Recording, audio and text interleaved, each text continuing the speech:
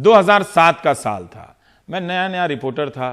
गुजरात विधानसभा चुनाव के नतीजे आ रहे थे। मेरी तैनाती अमित शाह के घर पे ही हो गई। 2014 के बाद से मेरी अमित शाह से कोई मुलाकात नहीं है।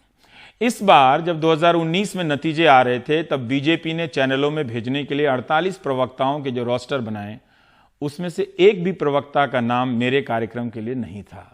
मगर मैं 2007 के साल में अमित शाह के घर में था, बिल्कुल भीतर, उसी लाल माइक के साथ। अमित शाह जब अपनी मां का आशीर्वाद लेकर मतगणना केंद्र जा रहे थे, उनके पांव छू रहे थे, तब मैं अमित शाह के घर भीतर फिल्मा रहा था। वो मैं आपको दिखाना चाहता हूं। रिजल्ट से पहले अमित शाह ने कहा था कि बीजेपी को 2/3 सीटें आएंगी, और रिजल्ट भी ऐसा ही हुआ था। गुजरात के गृह मंत्री अमित शाह मतगणना केंद्र पर जाने से पहले अपनी मां के पांव छूकर आशीर्वाद ले रहे हैं। यहाँ पर इनका पूरा परिवार जो है एक अच्छे बेटे की तरह हैं यहाँ पर वो, और जीत की शुभकामनाएं दुआएं ले रहे हैं। और हमारे साथ अब माँ ने भी एक माला पहना दिया है बेटे को। अच्छा है, यहाँ पर गांधी की भी तस्वीर है और देवी देवता का एक भक्तिमय माहौल है। शाह साहब, माँ का आशीर्वाद जरूरी है जनता के बाद? हाँ, मेरे लिए तो सबसे पहले माँ का आशीर्वाद सबसे पहले जी। आज जो सब कयास लगा रहे हैं, हम जा रहे हैं कि अब आखिरी दौर में चंद मिनटों के बाद नतीजे सामने होंगे।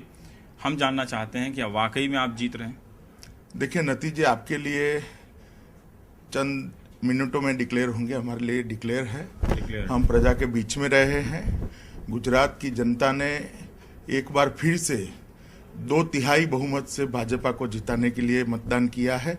और मैं मानता हूं कि नरेंद्र भाई के नेतृत्व में फिर से एक मजबूत भाजपा सरकार राज्य में बनेगी। हम ये जानना चाहते हैं कि हर चुनाव के बाद हर चुनाव में एक तरह से एक बहुत गर्मा गर्म माहौल हो जाता है। आप अपनी मां के साथ हैं, कोई ऐसी बयानबाजी जिसे लेकर आपको, अपनी पार्टी की बयानबाजी जिससे लेकर थोड़ा अफसोस होता, ना करते तो अच्छा, एक पश्चाताप, एक मतलब रियलाइजेशन जिसे कहते हैं, वो बताइए। देखिए, पार्ट ऑफ गेम है, इससे कोई पश्चाताप वाली बात नहीं होती है। चुनाव में दोनों ओर से इस तरह की बयानबाजी होती है और ये रूटीन बात है।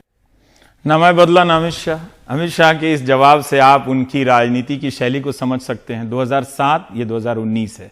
शायद प्रायश्चित की कोई जगह नहीं है उनकी राजनीति में। लेकिन अमित शाह को मैंने दिल्ली के विधानसभा चुनाव में 150 कार्यकर्ताओं को भी, बल्कि उससे भी कम कार्यकर्ताओं को संबोधित करते देखा था। मुझे लगा था कि राष्ट्रीय अध्यक्ष इतनी कम भीड़ देकर लौट जाएंगे, मगर अमित शाह ने दक्षिण दिल्ली के इलाके का अपना कार्यक्रम पूरा किया, जब 20-25 लोग, 50 लोग भी नहीं थे। अमित शाह